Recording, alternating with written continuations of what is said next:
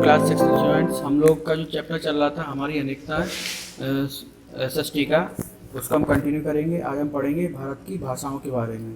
ठीक है, तो सबसे पहले देखते हैं भाषाएं। भारत में कुल 22 प्रमुख भाषाएं हैं और 1625 बोलियां हैं।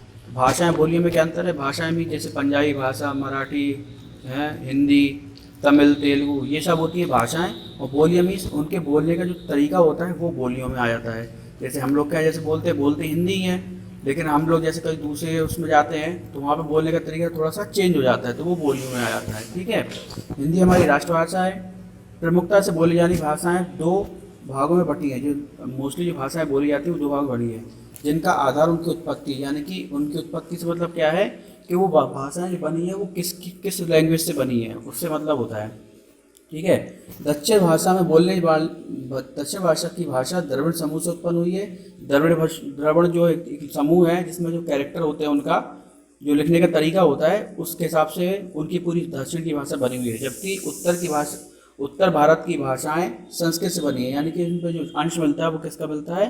संस्कृत का। संस्कृत की भाषा को थोड़ा सा उसको अच्छे से अच्छा करके या फिर थोड़ा सा उसको अपभ्रंश रूप बना के या उसको थोड़ा सा चेंज करके हमारी हिंदी भाषा बनी है। हर भाषा का अपना साहित्य है।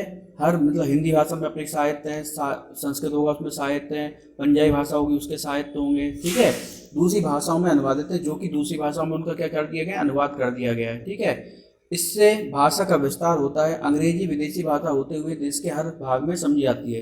इसके अलावा भारत में अंग्रेजी भाषा भी बोली जाती है और समझी जाती है। हर क्षेत्र में सब लोग थोड़ी बहुत इंग्लिश जानते हैं।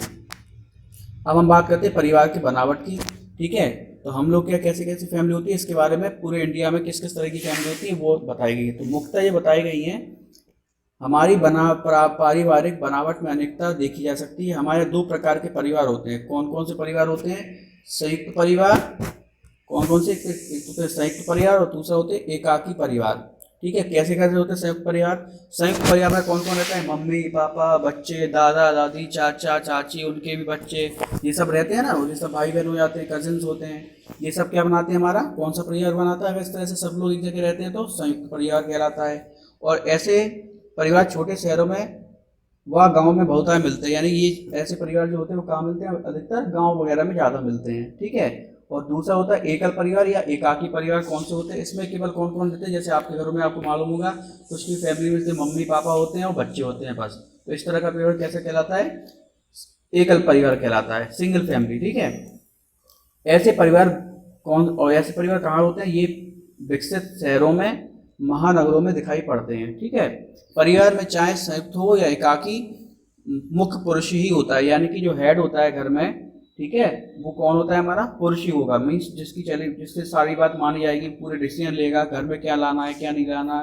ठीक है, किसके यहाँ जाना किसके यहाँ जाना, कौन लेता है डिसीजन? पुरुष लेता है। लेकिन केरल और उत्तर पूर्वी क्षेत्र में महिलाएं परिवार की मुखिया होती हैं, यानी पूरा कामकाज, पूरा घर को कैसे मैनेज करना है, क्या करना है, कौन देखता है? महिलाएं देखती हैं। कहाँ पे? केरल और उत्तर पूर्व में। अब हम बात करते हैं किसकी? धर्म की। भारत में किसी अन्य देश के अपेक्षा सबसे ज़्यादा अनेकता है, यानी कि धर्म के मामले में सबसे ज़्यादा अन्य बहुत सारे धर्म किसमें है? भारत में है। यहाँ पर कौन कौन से धर्म है? जैन, बौद्ध, सिख, हिंदू। ठीक है, इनकी तो क्या है, वो ये धर्म माने जाते हैं और इनके मानने के साथ साथ इनकी जन्मस्थल ही है, यानी कि इन धर्म का उद्गम कहाँ पे हुआ है? भारत में ही हुआ है।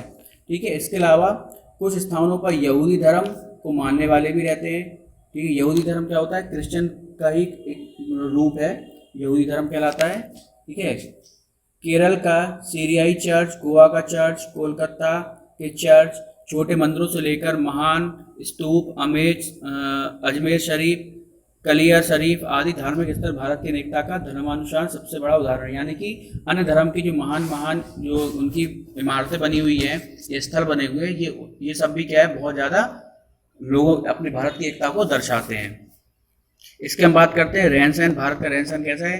अलग अलग वातावरण में रहन सहन जीवन में विभिन्नताएं लाता है। इसका प्रसार भोजन, वास्तु, सामाजिक गतिविधियों में देखने को मिलता है। यानी कि रहन सहन कैसा है? आप साउथ में चले जाओ, वहाँ पे लुंगी पहनी जाती है, कुर्ता पहना जाता है। ठीक है, हम लोग के यहाँ पे जो होते हैं साड़ियाँ पहनी जाती हैं, पंजाब में चले जाओ तो वहाँ सूट पहना जाता है। तो क्या है? रहन सहन और खान पान भी सबका अलग अलग होता है। कहीं पे मछली ज़्यादा खाई जाती है, कहीं चावल, तो कहीं पे गेहूँ। ठीक है, इस तरह से भारत में क्या है? विभिन्न प्रकार की अनेकताएं पाई जाती हैं। ठीक है, अभी आपको इतना ही पढ़ना है, इसमें कोई दिक्कत हो तो पूछ सकते हैं। Thank you.